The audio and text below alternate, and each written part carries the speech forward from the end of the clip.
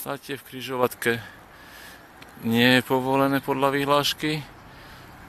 Pred dopravnou značkou 5 metrov, za križovatkou 5 metrov, úroveň križovatky. Ďalšie vozidlo tiež parkuje za rovno značky. Áno. Tu je síce parkovisko, kde sú akože voľné parkovacie miesta, ale žiaľ, všetky parkovacie miesta sú rezervačné. Čiže keď tu príde niekto na návštevu, tak skončí asi takto, s papučou na aute. To je spravodlivosť. Čiže jedno parkovacie, druhé a ďalšie v pozadí. Aj keby som šiel dozadu, tak všetky tie parkovacie miesta sú rezervované, rampa sklopená, čiže je možnosť to parkovisko akože využiť bez obmedzení.